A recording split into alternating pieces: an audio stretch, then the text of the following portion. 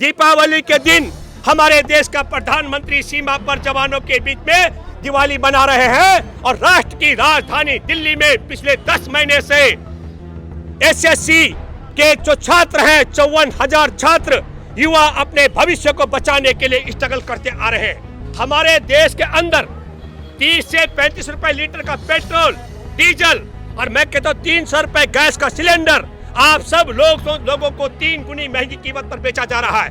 25 दिसंबर 2015 का हमारे देश का प्रधानमंत्री चुपके से बिना बुलाए पाकिस्तान चला जाता है। गरीब किसानों के घर से निकले हुए 54,000 बच्चे जिनमें 80% की आयु ज्यादा हो चुकी है, राष्ट्रपति अध्यादेश जारी कर देते हैं और अध्यादेश जारी करके क्या कहते हैं कि हमारे देश में एटीजी के तहत टैक्स माफी होगी 100% उनको जो पीएम केयर्स में पैसा जमा कराएगा।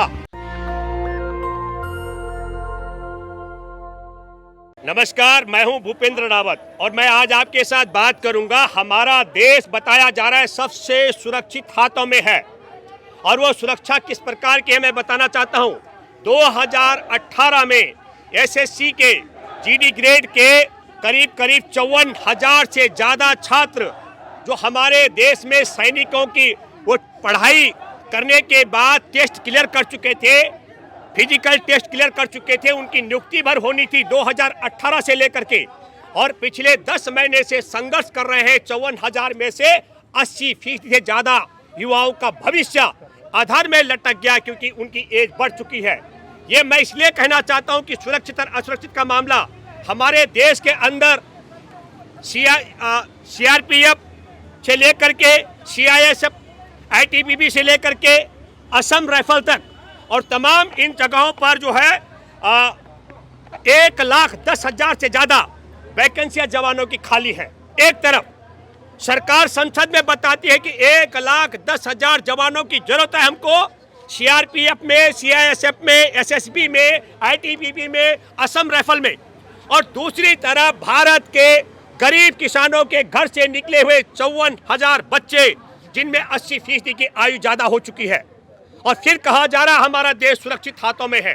हमारा देश ठीक उस तरीके के सुरक्षित हाथों में है जिस तरीके से मैं आपको बताना चाहता हूं कि हमारे देश में 28 मार्च 2020 को आपको पता होगा कि प्रधानमंत्री नागरिक सहायता और आपातकालीन स्थिति निधि जिसको बोलते हैं पीएम केयर का गठन किया गया था ताकि हमारे देश के अंदर कोरोना के मामले को लेकर के राहत के लिए पैसा एकत्र किया जाएगा। और 31 मार्च 2020 को देश के प्रधानमंत्री के इस पीएम केयर के लिए 31 मार्च 2020 को राष्ट्रपति अध्यादेश जारी कर देते हैं और अध्यादेश जारी करके क्या कहते हैं कि हमारे देश में एटीजी के तहत टैक्स माफी होगी 100% उनको जो पीएम केयर्स में पैसा जमा कराएगा।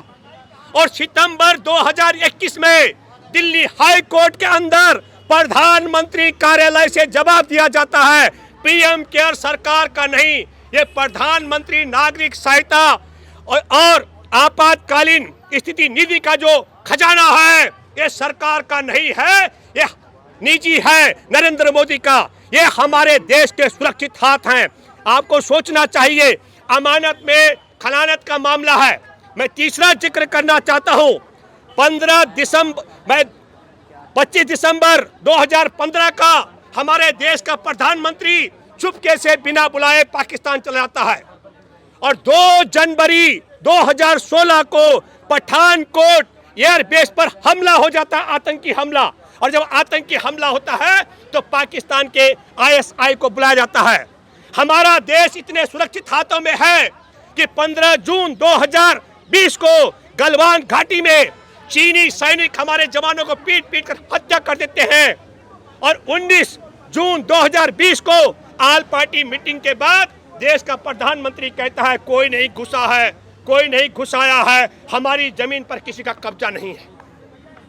मैं फिर एक बात कहना चाहता हूं। आज की तारीख में दीपावली के दिन हमारे देश का प्रधानमंत्री सीमा पर जवानों के बीच में दिवाली मना रहे हैं और राष्ट्र की राजधानी दिल्ली में पिछले 10 महीने से एसएससी के जो छात्र हैं 54,000 छात्र युवा अपने भविष्य को बचाने के लिए स्ट्रगल करते आ रहे हैं।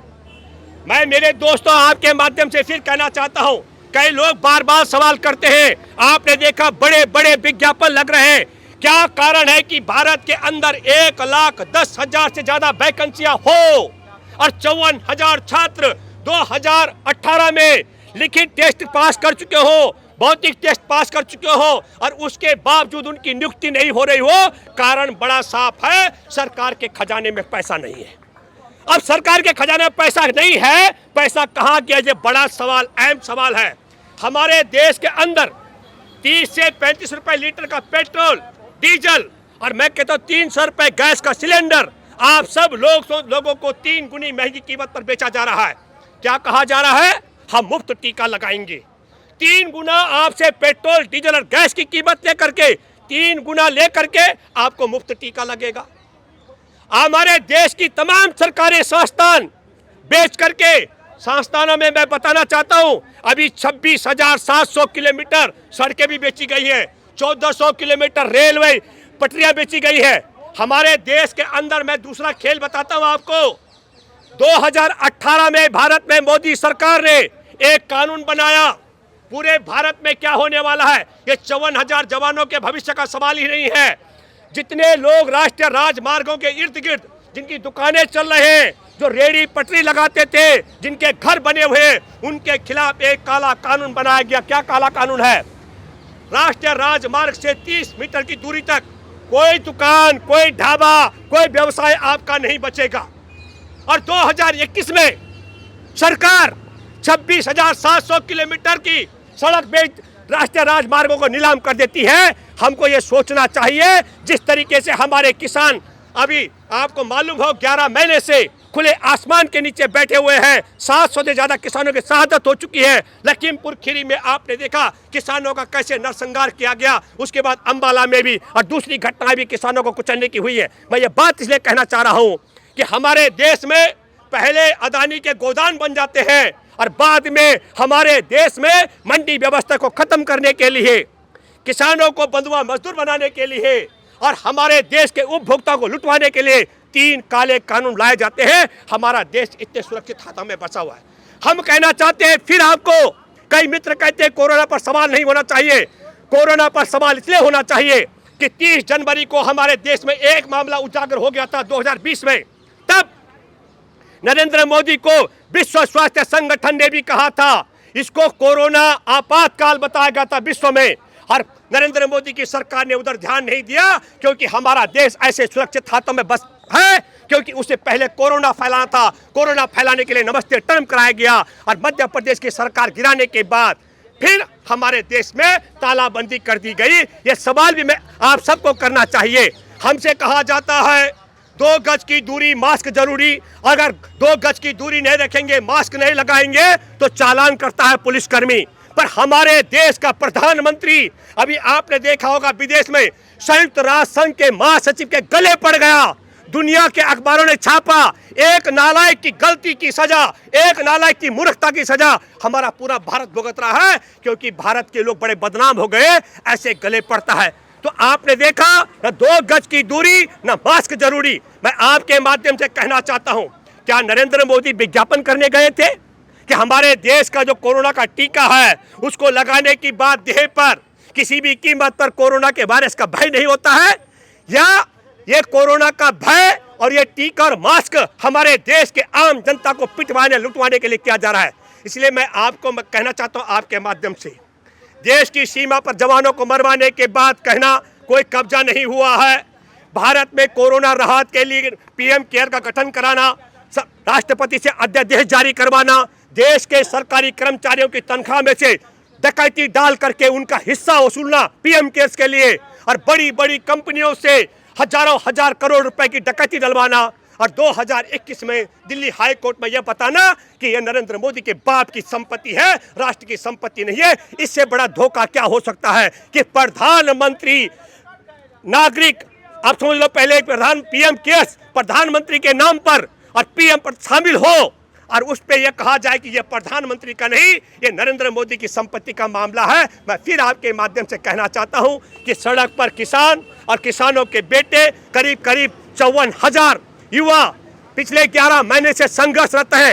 रत्ती भर भी यदि शर्म है, रत्ती भर भी अगर शर्म है नरेंद्र मोदी, तो तुमको ये काम करना चाहे तत्काल इन 54,000 जिन युवाओं का ओवर एज हो रही है, इनके भविष्य को सुनिश्चित करने के लिए जो 1,10,000 वैकेंसियां हैं, उनमें सीआरपीएफ में, सीआईएसएफ में, एसएसबी में, आईटीबीपी में, असम राइफल में 1,10,000 जो वैकेंसियां हैं, उनमें इनको आपको अवसर देना चाहिए। और दूसरा, किसानों के जो 3 काले कानून हैं, इन्हें वापस कराना पड़ेगा। मैं ये बात इसलिए भी कहना चाहता हूं कि भारत में गंगा का उद्गम स्थल है हिमालय। हिमालय में सुपड़ा साफ हो गया भाजपा का, सुन लो संगियो तुम। और जहां गंगा सागर में जाके मिलती है पश्चिम बंगाल, वहां भी सुपड़ा साफ हो चुका है। गंगा मां भारत में गंद को खत्म कर चुकी है, नफरत फैलाने वालों को। और मैं दावा करता हूं कि इसके पेट में अभी जो फिर दोबारा से चुनाव है उत्तर प्रदेश और बाकी जगह, वहां से भी ये नफरती बीज खत्म होने वाला है। उसको मिटने से बचाने का एक ही तरीका है, 3 काले कानून को वापस कराओ। और जो किसानों के बेटे पिछले 11 महीने से संघर्ष कर रहे हैं, 2018 में एसएससी के टेस्ट पास करने के बाद इनकी नियुक्ति का काम करो। धन्यवाद। जय हिंद, जय जवान, जय किसान। नेशनल दस्तक की आपसे गुजारिश है कि अगर इसको बचाना चाहते हैं तो नेशनल दस्तक को सब्सक्राइब करने के लिए रेड कलर के सब्सक्राइब बटन को दबाएं, फिर बेल आइकन की घंटी दबाएं। नेशनल दस्तक को बचाने के लिए बहुत जरूरी है कि हर खबर को शेयर करें, लाइक करें, कमेंट जरूर करें।